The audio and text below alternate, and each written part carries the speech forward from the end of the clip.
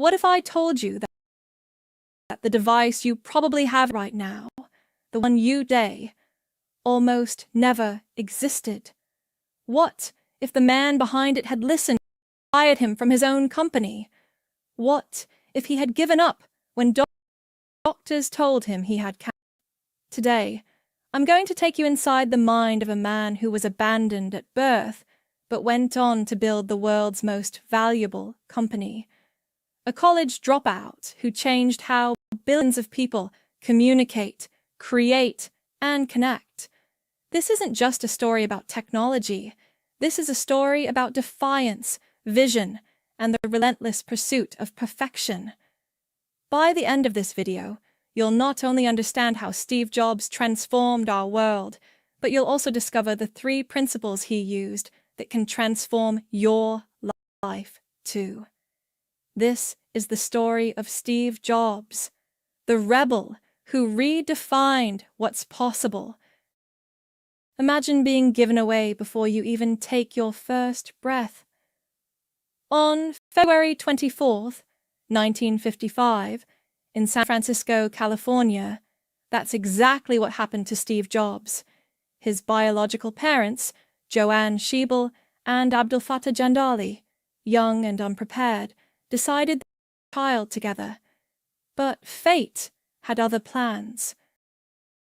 Paul and Clara Jobs, a working-class couple who loved working with his hands, didn't just raise a son. He unknowingly cultivated a visionary. In their modest garage, Paul taught young Steve a lesson that would one day be worth billions. If you're going to build something, make sure it's the best it can be. Pay attention to every detail, even the parts no one will see. Steve wasn't like other kids. While his friends were playing baseball, he was taking apart radios just to see how they worked. His curiosity wasn't just hobby, it was obsession. School bored him, not because he couldn't keep up, but because his mind raced ahead of everyone else. One teacher. Steve wasn't just smart, he was different. He didn't just want answers. He questioned why the questions themselves mattered. Family moved to Los Altos, California, the heart of what would later be called Silicon Valley. Everything changed.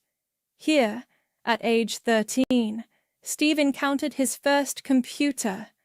Not the sleek machines we know today. This was a massive, room-sized beast. But something clicked. This machine can think, he realized. What else could it do? That question would drive him for the next 40 years. In high school, Steve met another Steve Wozniak, a technical genius 5 years his senior. Woz could build anything electronic. Together, they created a blue box device that could hack phone systems to make free long-distance calls.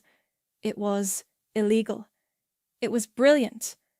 And as Jobs later said, without the blue box, there would be no Apple. After high school, Steve enrolled at Reed College, an expensive liberal arts school in Oregon. But after just 6 months, he dropped out. Why would someone so brilliant quit college? I couldn't see the value, Jobs later explained. I was spending all my parents' savings on an education that didn't feel right. But instead of leaving campus entirely, he did something remarkable. He stayed and attended only the classes that fascinated him. One of those classes? Calligraphy? At the time, it seemed useless. Jobs. 10 years later, when we were designing the first Macintosh computer, it all came back to me. I designed the first computer with beautiful typography. In 1974, searching for deeper meaning, Steve traveled to India. He walked, slept on hard floors, shaved his head, and embraced Eastern philosophy. When he returned, he wasn't just a tech enthusiast anymore. He had found something more valuable: perspective.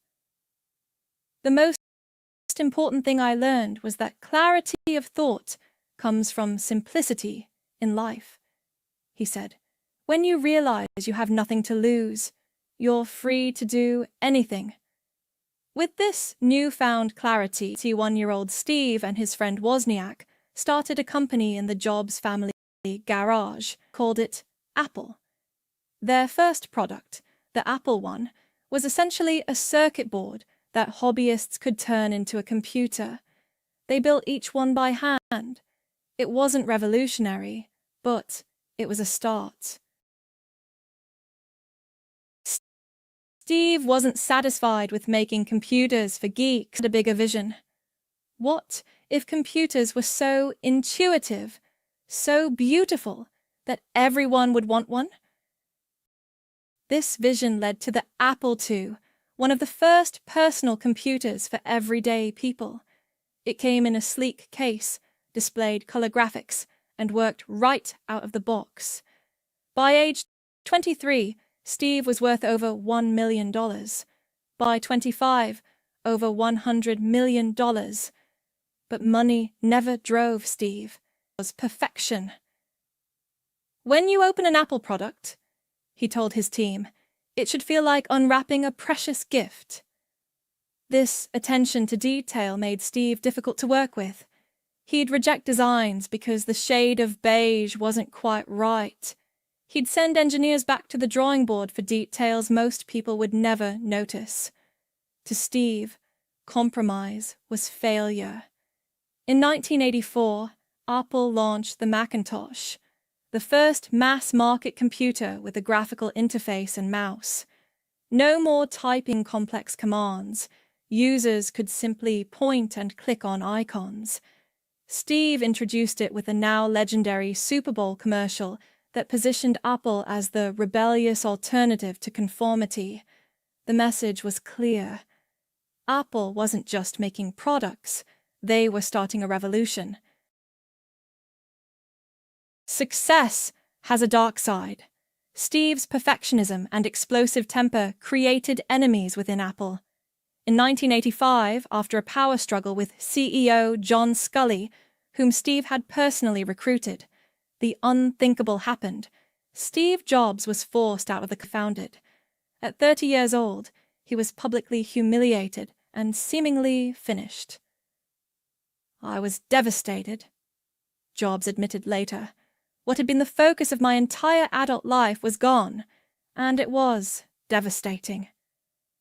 But here's where Steve's story takes its most important turn.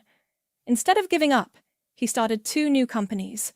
Next, a computer company focused on higher education, and Pixar, a small animation studio he purchased from George Lucas. At first, both struggled. Next built beautiful but expensive computers that few could afford. Pixar burned through millions with little to show for it.